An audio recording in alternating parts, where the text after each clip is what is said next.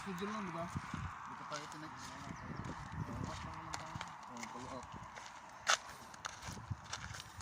Yung pala, pagka-Lunes na.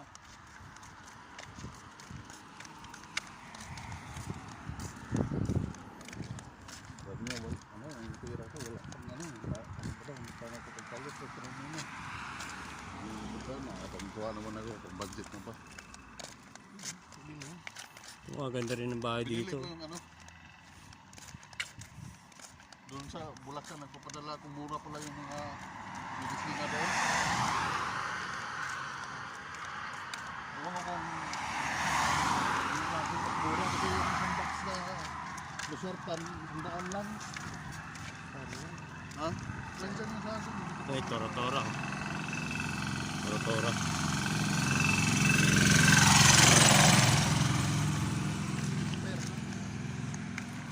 Titingnan ko mamaya yung story. Limit yung ganyan, pinapalitan lang nila ng limit.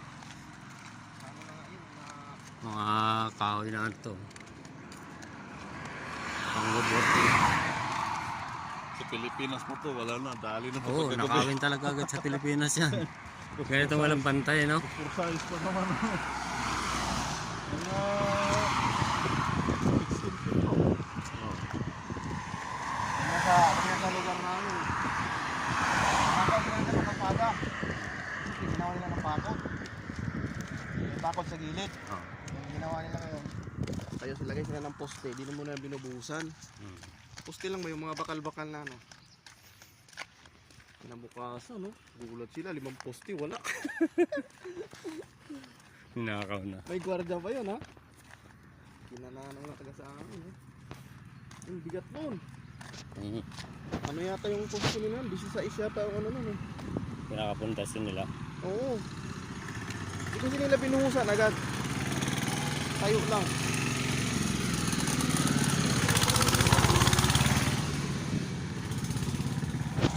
Uso sa kanila yung ganyan sakyan, no? Mga pang, parang ano, traktora. Ganda rin mga bahay dun, no? Subdivision siguro, ano? Oo, yung dito, nadadaanan natin.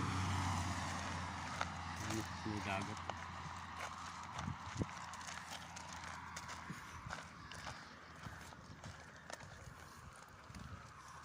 So, ito yata yung mga Pilipino eh. Lalakad eh. Ha? Mga naglalakad.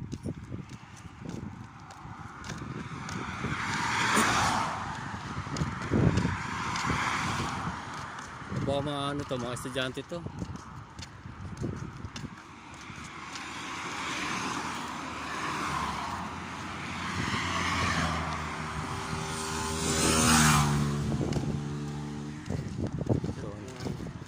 Sabi ng engineer namin, dyan daw tayo sa Dutsi sasakay ng bus.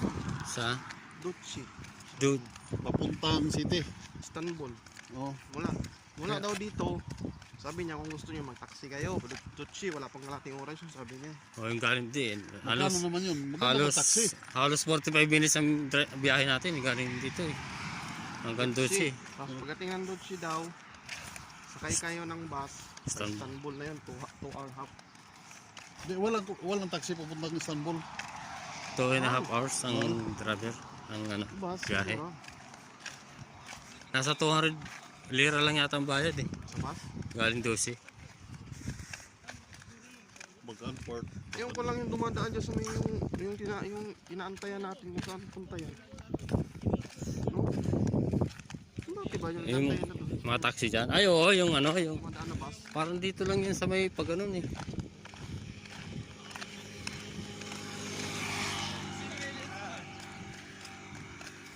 Mga bugoy-bugoy yung mga bataan eh. Kasi lang magkano yung work ko lang. Domingo mo sa ikaroon. Mais oh.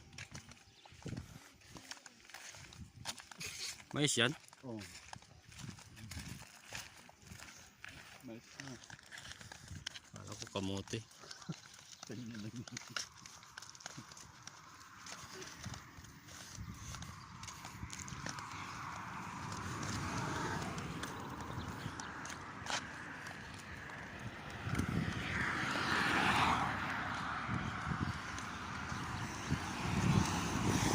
Pero yung iba dito nakikisakay lang eh, gumaga. Sinyas sila, ganun lang. Eh, sinisinyas lang sila. Eh, mahirap naman kung tayo ang mag-ano, mamaya masakay natin eh. Umabot ng ano eh, yung palitan 59, 24, 87 yung nagarang araw. Yung dollar. Tapos nag 58 na naman. Tapos ngayong July daw, sa buong July, mag 59 na naman ulit. Oo.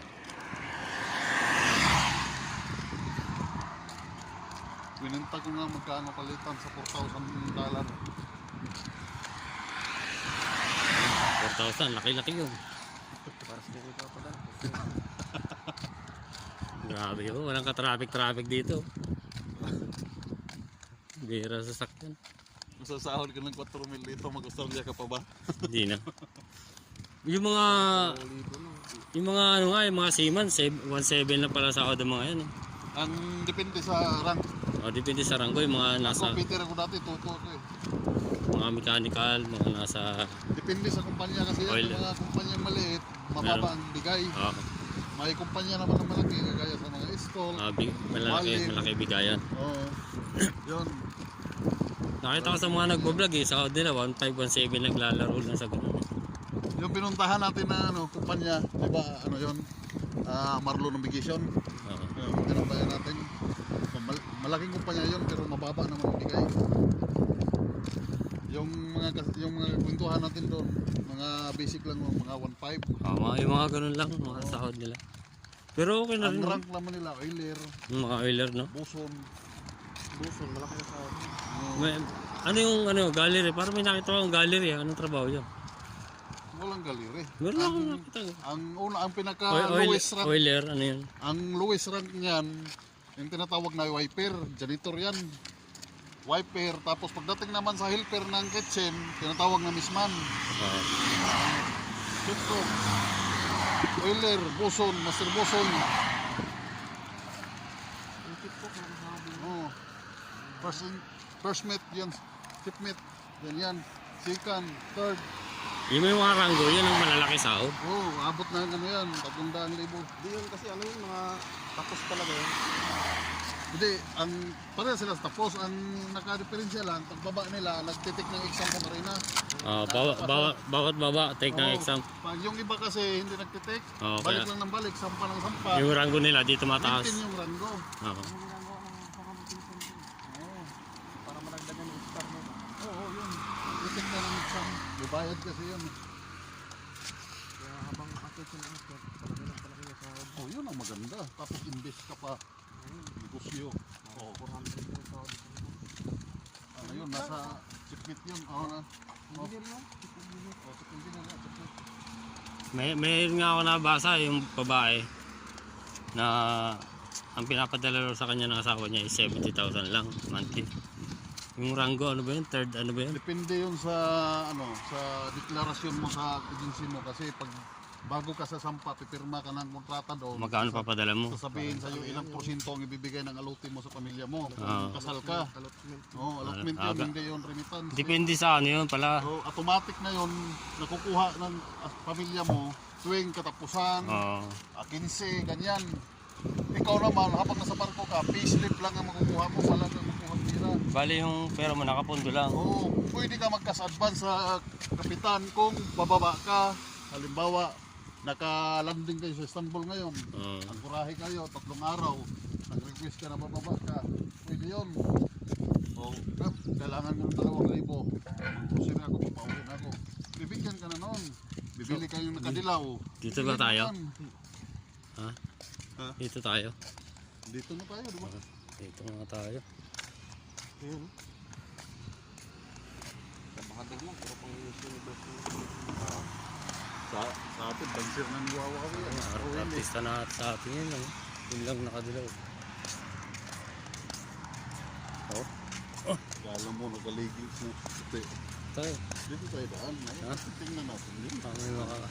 May mga kotse dyan. Dalawa yung ano dyan eh. Mayroon pa doon banda ron eh. Ano kaya yung kabila doon?